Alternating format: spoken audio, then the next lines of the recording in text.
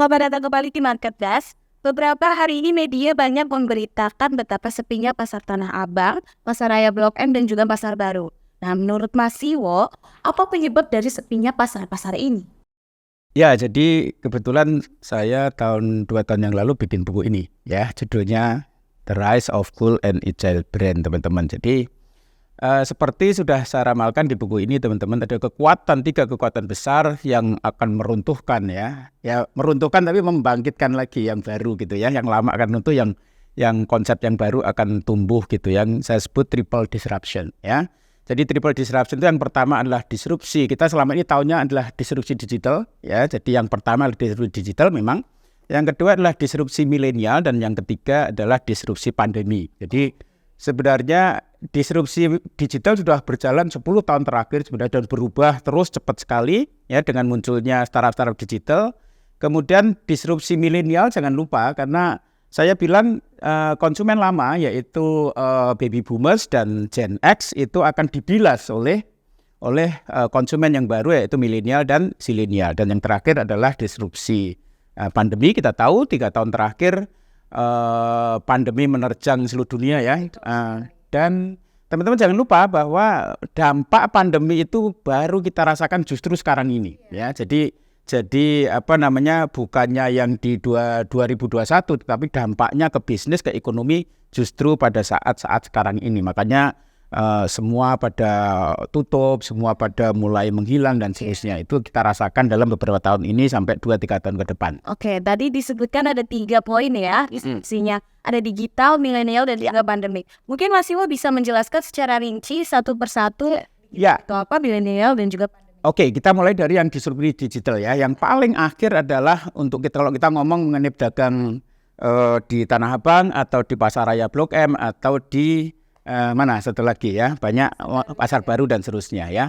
Teman-teman, 3 perkembangan baru di e-commerce yang itu konon ya salah satu menjadi faktor kenapa kemudian pasar-pasar fisik ini agak survival agak sulit adalah 3 perkembangan. Yang pertama adalah e-commerce ya. E-commerce juga sudah lama sebenarnya, mungkin marak mulai 10 tahun terakhir, kemudian sejak setahun 2 tahun terakhir ada yang namanya S-commerce atau social commerce, dan yang baru terakhir ini, baru tahun ini adalah yang kita kenal sebagai L-commerce atau live commerce ya. Jadi teman-teman, ini nggak ada pasar baru, nggak hanya Tanah Abang, seluruh pasar di Indonesia, seluruh pasar di dunia yang tradisional, yang konsepnya adalah konsep baby boomers dan Gen X ya, konsepnya sudah nggak relevan dengan milenial dan zilenial sekarang, itu akan menghadapi terjangan 3 perkembangan commerce yang baru, mulai dari e-commerce ya. E-commerce itu contohnya Tokopedia, Shopee dan seterusnya. Kalau social commerce adalah dari social media sekarang jadi commerce ya. Contohnya TikTok Shop, kemudian ada IG Shopping, ada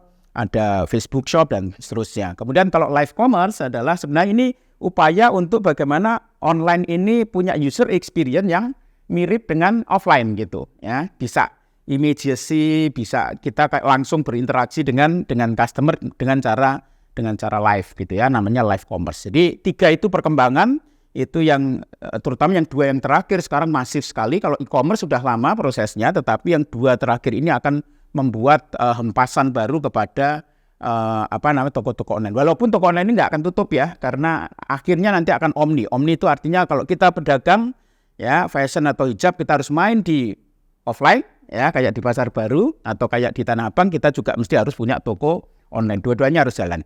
Itu yang digital. Oke, lalu selanjutnya yang milenial, kira-kira apa nih Mas Siwo? Teman-teman, kalau milenial kebetulan saya juga ada bukunya sebelumnya ya, 2019 mengenai millennial kills everything. Dan apapun ya yang sudah nggak relevan dengan preferensi milenial, dia akan tumbang. Kenapa?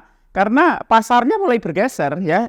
Gen X ini makin lama, sekarang yang masih powerful lah Gen X ya, karena direktur CEO itu ada di Gen X yang tua-tua ya.